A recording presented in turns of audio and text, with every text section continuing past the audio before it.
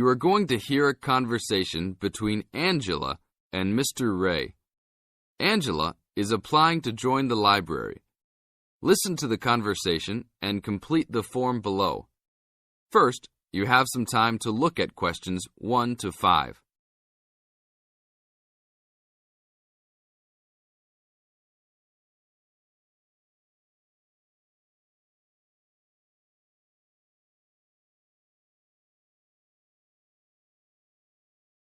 Now we shall begin. You should answer the questions as you listen, because you will never hear the recording a second time. Hello. How can I join the library? Well, you need to make an application. Would you like to do it now? Yes, if I can. One moment and I'll get the form. Now, I just need to ask you a few questions before you sign at the bottom. Okay. Your full name, please. Angela Mary Price. Price? Yes, that's right. Okay. And your address? Apartment 3, 86 Bridge Street, Pimlico. Bridge Street. That's just near here, isn't it? Yes, not very far. Good. So the postcode must be 2065, right? Yes, that's right. Now, your telephone number. I need both home and work if you have them. My home number is 8763-5142, and work is 8456-1307. Do you need anything else, like ID or something? Yes, your driver's license will do, if you have one. Right. It's easy to remember. I know it by heart. 4040AC. I'm afraid I'll also need to see it. Okay, here it is. Thanks. And your date of birth, please? 24 March 1981. Okay, thanks. That's the most important part completed. But if you don't mind, I'd also like to ask you a few questions for a survey we're conducting. Yes, that's okay. Now you have some time to read questions 6 to 10.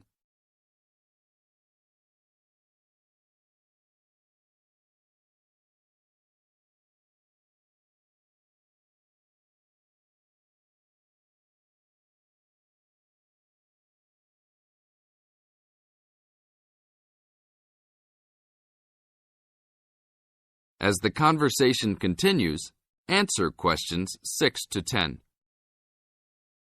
What kind of books do you like to read? Here's a list to look at. Oh, it varies from time to time, but I always like to relax and learn about other countries I might visit one day. I don't like anything too heavy or serious, unless it's about animals or the environment. I'm not really into sport very much. Anything else? Well, I do like entertaining at home. You know, dinner parties. So I suppose you'll have something for me in that line. The pictures in those books always make me hungry, although they never seem to turn out exactly as they look in the books. Fine. I think that's all I need now, except I need you to sign here on the application form. Oh, and I almost forgot. The membership fee is $20, which is refundable if you no longer stay a member. There you are. Do I sign at the bottom here? Yes, that's right. You can borrow books now if you wish, although your membership card won't be ready until next week. So if you want to borrow today, you can pick up your card when you return your first books. That's if you want to take some now. I think I will, but I'll have a look around first. Okay, take your time. That is the end of part 1. You now have half a minute to check your answers.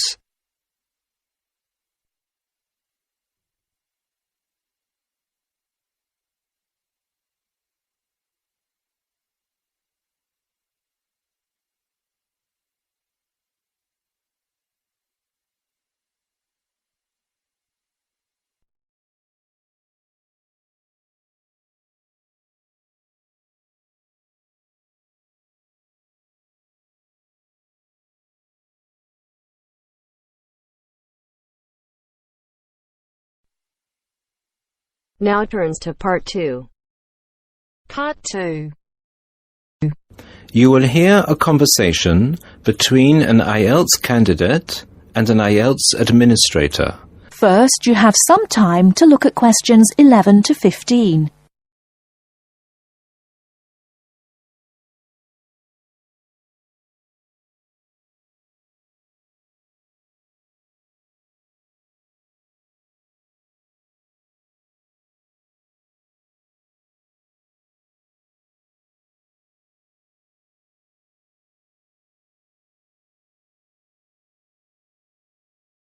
Now, listen carefully and answer questions 11 to 15.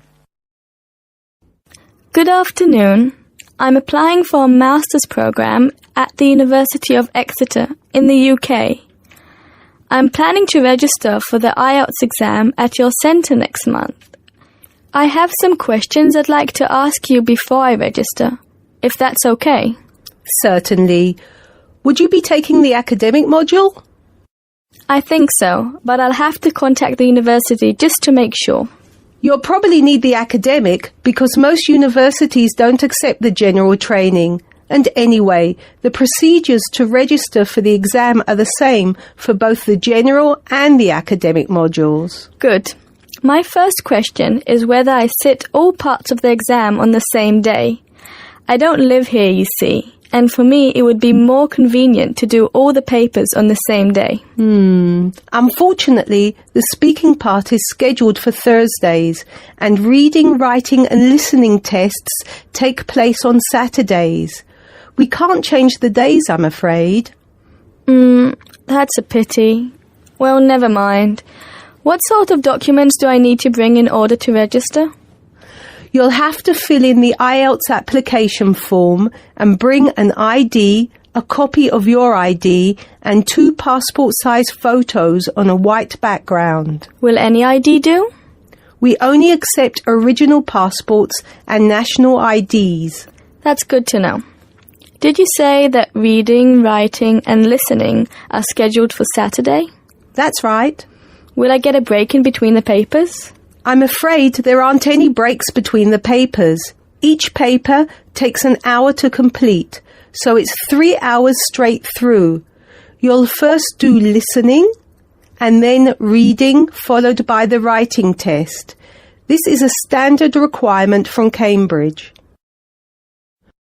Before you hear the rest of the talk, you have some time to look at questions 16 to 20.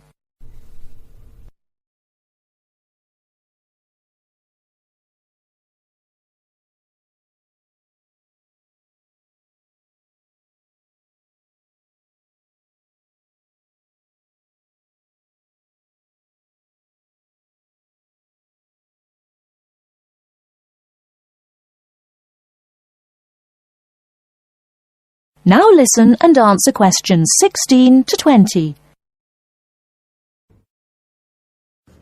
Okay, and how soon after the test can I pick up my results? It takes 13 calendar days for the results to be processed. Can you let me know how much it is and the form of payment? The examination fee is $200. You can pay by credit or debit card. We also accept checks. We only accept cash as a form of payment in exceptional circumstances. And one last question. Can I mail you the application documents? Certainly.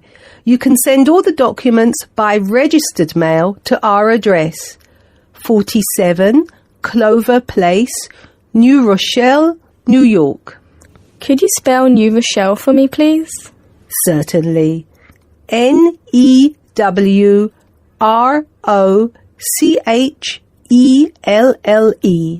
Could I have the zip code as well? Sure. Our zip code is 10806. Thanks. You can also email us at inquiry@examsmail.com or phone us at 325-9082. I think that's all. Thank you very much for all the information. Bye. You're welcome. Goodbye. That is the end of part 2. You now have half a minute to check your answers.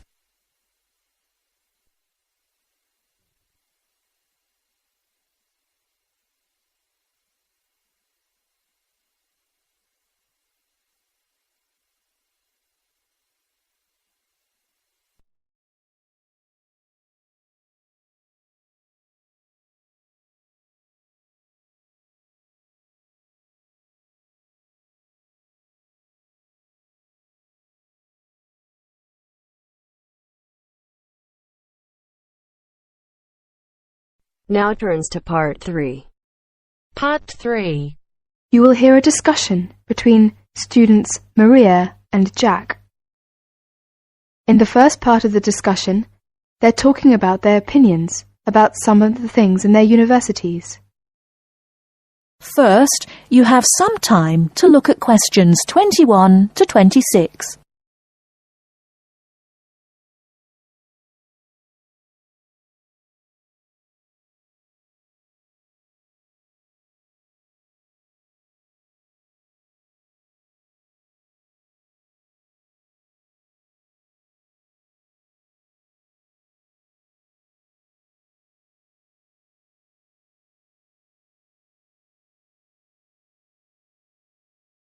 Now listen carefully and answer questions 21 to 26.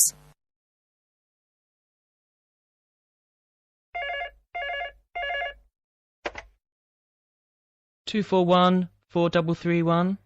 Good afternoon. May I speak to Jack Robert, please? Speaking, please. Hi, Jack. This is Maria. Hello, Maria. How are you getting on there? Fine. I arrived in Nottingham yesterday. I've just settled down, and I live on the campus of Nottingham University. Oh, that's good. Do you like the campus? Yes, it's beautiful. What do you think of yours? Edinburgh University? It's marvellous. It's on a hill and very close to the sea. I like it very much. It sounds beautiful. Jack, what's the weather like there? Oh, it's fine and sunny. It's said that the weather here is very nice in summer, but awful in winter. What's the weather like in Nottingham? Well, it's a bit depressing. It's been raining since yesterday. I can't go out, so I have to stay in my room. What about your room? Is it a nice one? Yes, it's small and elegant. How about yours? Mine is an ordinary one. It's a twin study room. I share it with one of my classmates. He's intelligent and very friendly. We're getting on quite well. How's your roommate? She's very nice, but a little bit quiet. She likes reading and seldom speaks. By the way, do you like the Scottish food there?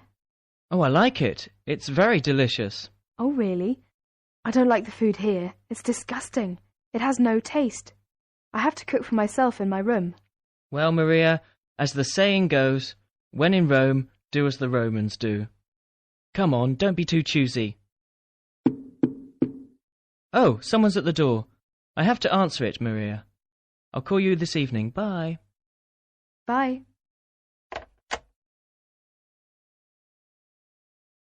Ellen, a student union officer, is conducting a survey about the university facilities. She is asking 2 students about their opinions. Before you hear the rest of the talk, you have some time to look at questions 27 to 30.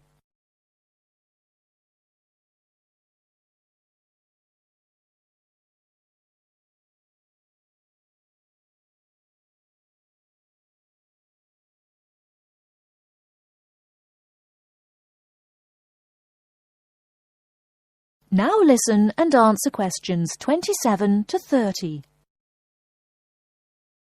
I'm Alan, and I work for the Student Union. Now, I'd like to hear your opinions about a few things in the university. We've asked for some volunteers to help us conduct this survey into how satisfied students are with the university facilities. First of all, let's take the lecture rooms. We could score them, for instance, 1 is excellent, 2 satisfactory, 3 rather poor, and 4 really bad. Robert, you first, please. What do you think about the lecture rooms here? Not so good, I'm afraid. I would score 3. They're too small for one thing. Sometimes we can hardly find a seat. Yes, but that doesn't happen very often. Personally, I think they're all right. They're comfortable, and the acoustics are quite reasonable. It doesn't matter where you sit, you can always hear the lecture. I would give 2 for them. How do you feel about the car parking facilities? Are they adequate? You must be joking. I can never find a car parking space when I need one, and when I finally do, it's a very long walk to the university's teaching building. I'd give it a 4. I'm afraid I also agree. We need more car parks urgently. This is perhaps one of the major shortcomings of this campus. It gets a 4 from me as well. I come to the university 20 minutes early just so I can drive around looking for a parking space. What about the computer centre then? I think it's first class. The software base contains a large selection of learning programs, language games, and word processing facilities. I would give a score of 1. I quite agree with you. It's very modern and also under the supervision of qualified staff who can offer help to us while we work, should we need them. Oh, good. Well, what do you think of the library facilities? Let's say the periodical room first. Well, I've scored that 3. I'm sorry to have to say, but, I think the room has poor lighting, and I'm disappointed about that. I've given it a score of 1. As far as I'm concerned, it's excellent and well stocked.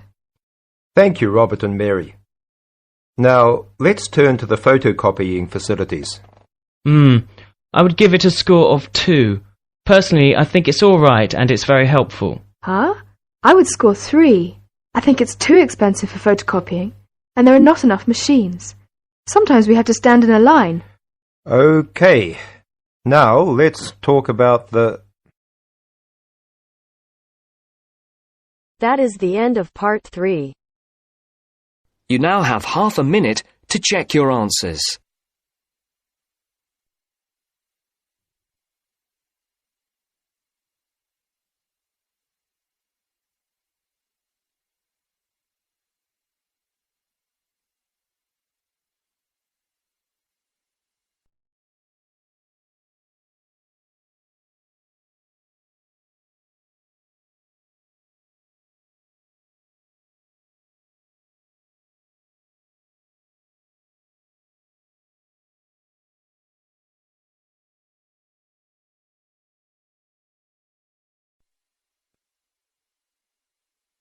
Now turns to part 4. Part 4. I've asked you here just to remind you about this Friday's field trip. First, you have some time to look at questions 31 to 40.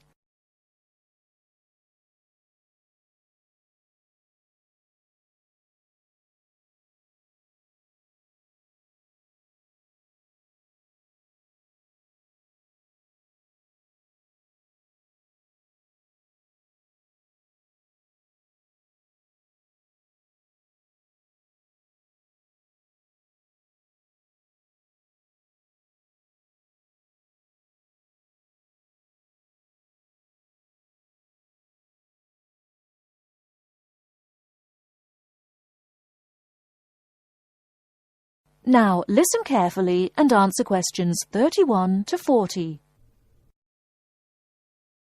OK, I'd like to keep this meeting as brief as possible, as I'm sure we all have things to do.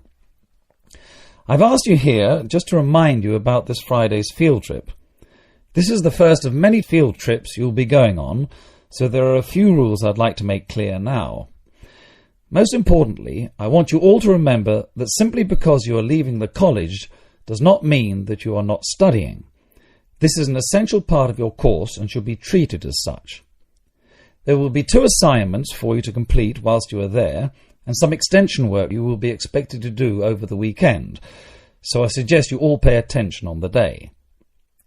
Moving on, remember that we are going to a salt marsh and must dress appropriately. High-heeled shoes and t-shirts are not what I consider appropriate. You need good footwear, preferably boots, and you should bring a waterproof jacket as the weather is unpredictable. It would also be a good idea to bring a change of clothes. There is a chance you will get wet, and a 3-hour return journey in damp clothes is nobody's idea of fun. We will be on the marsh from about 10 o'clock to about 4, so you'll be given a light lunch. However, if you want to bring any snacks with you, then please feel free to do so, although we will be stopping for dinner on the way home. Now, this is the 4th time the college has been to Park Drive Saltmarsh, and so far we have never lost a student. However, remember that there are 28 people going, and if you are late, you will be keeping myself and your colleagues waiting, and at that time in the morning you will not find me very forgiving. Please try to arrive a few minutes before 7. If you are not here on the hour, you risk being left behind. For those of you who are being collected in the evening, you can expect to be back here between 8:30 and 9 p.m. But do warn whoever may be coming for you that the traffic is unpredictable and it may well be later. Before you go, I'll hand out your assignment papers and briefly explain what you have to do. Now, on the first page, all you are required to do is identify the flora and fauna on the page and find an example in the salt marsh. As I told you on Monday, you will need a camera for this. I recommend one of those disposable cameras rather than something more valuable, as the marsh can get very dirty. Now, on page 2, you'll be looking more at the bird life on the marsh. You should be able to see what you have to do for this assignment, but there will be plenty of time on the way there to ask any other questions. Well, we'll stop there, and I'll see you all on Friday morning. Oh, before you go, just a word of caution. The plants are there to be seen and photographed only. Remember that this is a protected site, and we will have to get permission for this trip. If there are any problems, we may not be allowed to go again, and you will be spoiling the opportunity for other students. Okay, if you have any questions, come and see me later today or tomorrow. That is the end of part 4. You now have half a minute to check your answers.